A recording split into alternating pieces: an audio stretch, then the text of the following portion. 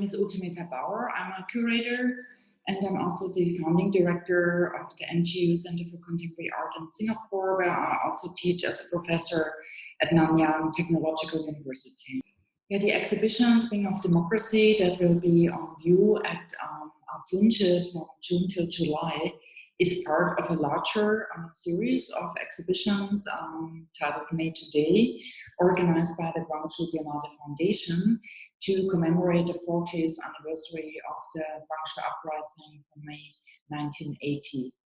And it is quite a big honor to be asked and to be commissioned to contribute to this project. And the reason also why I joined is I had some personal professional encounters with the city of Guangzhou, but the situation in Guangzhou to found Biennale in order to give a gift to the people of Guangzhou for their bold action in 1980 and the sacrifices made and the civic population also resonates with Germany, with the foundation of Documenta, which is a very important world exhibition that also started by one of the citizens, Bode, a designer and a curator, to basically reconnect also Germany, of course, from a different point of departure in the aftermath of fascism.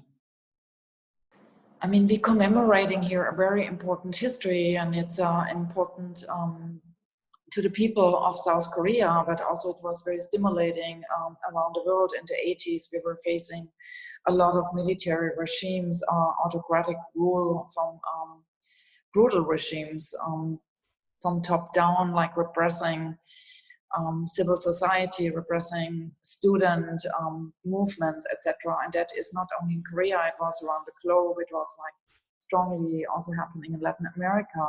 While in the West, we already had kind of established a post-war Western democracy, and also were at the edge of overcoming basically the Cold War. And so it is really interesting to see how Spring of Democracy can give a memory and give a connection to a younger generation, but also for people who have been participating and have been experiencing this moment in time to share that with their families. So what we try to bring in with Spring of Democracy is on the one side documentation by the press corps, like from different countries, and which was not very easy then. So by accident, almost one could say, there was a German journalist like Hinz Peter who kind of like, he entered a taxi and ended up in Guangzhou and then started to document that. So that came by the German news had so much access to the civic uprising, and the diaspora, the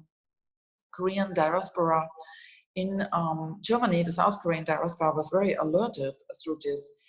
And on the other side, we have works that over the time were created in the context of the Guangzhou Biennale, but also we look back to the woodcuts of the Minjuk movement, artists who lived in Guangzhou at the time and who tried to come to terms with what just happened in their cities, their peers, their friends, fighting, dying, like what is happening, like how to depict that. So they basically did that through woodcuts, and that on the other side links again to the tradition of woodcuts in terms of really describing also very often what is not being visible. Otherwise, Käthe Kollwitz, the German artist, she also worked through woodcuts, through the horrors of the war also in Germany. And so I think there's a long tradition. So we also show early woodcuts, but then we also show more recent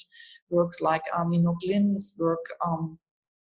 She engaged with this history, and not only in Guangzhou, but like the uprisings and the process, and to demand a democracy through much longer periods in Korea. And so I think it's also to show these different temporalities of an engagement, how history is fading or coming back, how it's not maybe even one history, there are multiple perspectives.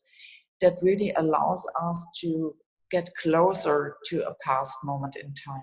Yeah, it's very interesting how we experience history and who has access to information, and how in a moment when the news, we have to imagine also it's pre-internet time, there is not this immediacy of information. So to me, it's always a pivotal moment when Julia Kristeva described how she experienced the May 68 in Paris. She said, like, she lived in proximity, but if you were a few streets away from where it happened, you might not even have realized this occurred, and only much later, with a delay through newspapers. So it becomes this very important big moment. And you said at the moment you maybe haven't even realized it because you didn't get the information, or it didn't seem so big to you. And in Guangzhou, one has to see, because of the repression of the press, and as the information flow was kind of like not possible, Guangzhou was kind of locked down. No information would go out. Many people didn't even realize this is happening at that moment in time. So it's like today we have almost this immediacy to know what's going on in another part of the world. But in this moment, this information got out.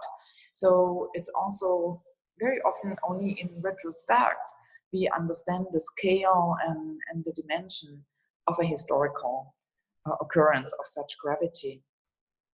See, if we discuss history and we look up who writes histories and what are historical facts, we realize already there is quite some subjectivity on stake.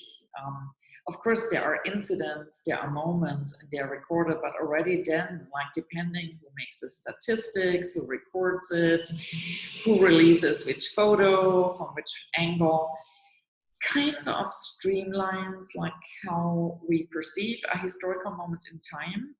So nevertheless, to not forget these histories and to be reminded and to discuss exactly that. What did happen? Why did it happen? How did it happen? Who was involved? What was happening afterwards? Is very, very crucial to even understand and to be sensible if something similar occurs in our moment of time. Also to understand our reality. I mean, coming from a feminist position, if there would not have been many, many feminists before me fighting for the rights of women, I wouldn't be able to vote today. I would not have been able to go to university, and I would not be able to talk to you today as a university professor. So I think it's very important to be remembered of a history. Things don't just happen. Fascism is not just happening. People enable it. Democracy is not just happening. People fight for it. So I think it is very, very crucial to look into the constellation, the setting in which we're in, and trying to come to terms with it looking backwards, and also really try to understand why are we in the circumstances that we're in today. So history, of course, is very, very important, and to study historical moments, different perspectives, different angles, and if necessary, rewriting that histories that have been maybe cosmetic up is very, very critical. And that is something no one of us is spared from. I mean, I don't think that only has to do with democracy, but I think like what is very important is historical processes. So we all have to understand as much democracy is always a process in the making. Democracy is not a given, a frozen thing. It's always at the horizon. So history is not like a frozen thing. It's not like, oh, this is a fact and it stays there forever, because there might be new discoveries. We might see new documents, we might see a new perspective. So to me, it was very interesting when we were last October 2019 visiting Guangzhou, we met with a number of women who were very active way back. So for me, it wasn't clear, and although I have been a number of times in Guangzhou, how much the women really played an active role, not just as nurses in the hospital or helping or like supplying food, like, or as mothers also missing their children. No, they were really involved like in the strategy meetings, in also the militia that they had. And also one of them who we met was a leader in the group that also organized the daily protests. And also women active in theater and in other creative kind of like forms of expression, were very actively involved. And that gives a very new reading of this whole movement, that it was much more embedded, like there were young women, there were like transgenerational kind of like participation of basically people of all walks of life in Guangzhou. And I think that is very important. And also the women, the mothers were very active, because the Chola region versus the other parts of Korea was very repressed historically already, like because of the power relations within the kingdoms already in Korea's history. And so this kind of like more rural area always was like also demanding more right to education. And this is why these mothers and the sacrifices sending their kids to the university, and then these kids becoming part as students of this uprising. Of course, there is a different entanglement, and they see them once more deprived with what happened in Guangzhou, with the killings of the students, with the brutal oppression of this movement, another repression basically of themselves and of their families, of access to a more privileged part of the Korean society. So, and also we met with a journalist, Tim Shorrock, and he had material also through the former ambassador, I mean at the time, to Korea, the US ambassador. So also the link of the CIA, which role did they play? I mean, that's the United States as a democracy. Why would they support a military regime, and not only in South Korea? So I think history is also something that constantly needs to be unpacked, looked underneath, and like an onion, there's always a layer underneath and another layer underneath, until we maybe come to something that we would call the truth. I wouldn't say that my research and practice focuses directly on democracy, but freedom of speech and freedom of expression, which is so essential for the arts, of course requires a democratic setting, a democratic governance, and it's very difficult to achieve in an autocratic or in a fascist kind of rule system, and or like even in parts of monarchies. I mean, not all monarchies are basically anti-democratic, but if there is autocratic top-down rule, it's very difficult for artists to have the freedom of speech. And of course, I believe that everybody should have the freedom of speech, not just like artists. And on the other side, it's also not so easy. We also see that today also right-wing suprematists or like very conservative voices go back to this right of freedom of speech to express their also ideologies. So we have democracies, but even within democracies, we have to figure out a way like how damaging and extreme demagogic kind of positions can be regulated within a legal framework. So, and in that respect, I think is a balance also with the arts. I mean, how far does freedom of speech go?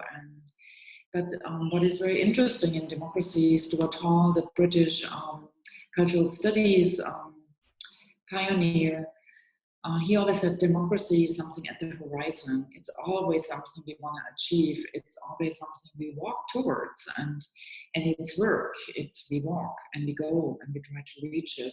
So we have to be reminded, once we think we achieve democracy, it will not stay there if we not continuously work on it and ask the difficult questions, allowing different perspectives and voices. And also in the arts, we have to also accept uncomfortable positions. Yeah, exhibitions, I mean, like, exhibitions are also subjective. They're not necessarily objective. So they already are a positioning of the voice of the curator, of the artist, and so they're in that sense democratic spaces, and then comes the viewer. They can express they like it, they don't like it. So it's this kind of encounter with artworks and like sharing the space that hopefully generates a discourse. And this is why, for me, I mean, to present an audience, this, for example, in the case of Spring of Democracy, these different positions that have been developed during the course of the existence of the Guangzhou Biennale, from the Minchuk, a very early woodcut movement of artists who trying to depict their peers. They were like contemporaries, they were out with them on the street, and they tried to come to terms with what just evolved in front of them, which was so difficult to digest and to understand in its very moment when it happened. And then, of course, later generations like Lin, who in multiple works kind of like reflected about the situation that has been so painful for the country. But on the other side, I think there's also something very positive that we want to demonstrate in this exhibition. And this is, it led to democracy in South Korea. So even within the sacrifices, the lives that were gone, and yeah, the whole pain the city, and not only Guangzhou, but the country went through, it was good for something. The country is today a democratic country. Democracy, in its deeper sense, is a human right. It is like democracy is often misunderstood as the majority of voices. Democracy is actually the diversity of voices. It's also the minorities have a say. They should have a space, even if the majority has another opinion. So it is to allow this kind of like diverse voices to be heard, to, even if it's assonant, even if it's not consensual, and to really understand and to with dignity and respect listen to each other, even if we are opposing this. And a human right is to have a voice, and a human right is to have an opinion, even if this opinion maybe in many eyes isn't the right one, or we oppose it. But a human right, it is really to express what we feel, what we think. And that allows a dialogue. And a dialogue is the only way at the end of the day to have non-violent negotiations and come really to terms with the existence of maybe different voices, different religions. Can we respect that? Do we need to overpower another religion? Or can we say, that is my faith and that is your faith? Can we accept that somebody from a different ethnic background, a different culture background, feels different, acts different, and demands something different, even if we are deeply troubled by that and opposed? And that is a democratic space. And the human right is to be who we are. Maybe LGBT, even like if you're like conservative and right-wing, it's important to express what you think in order to allow a dialogue and maybe come to terms that maybe is not the right position. So I think in that respect, democracy and human rights are inseparably linked.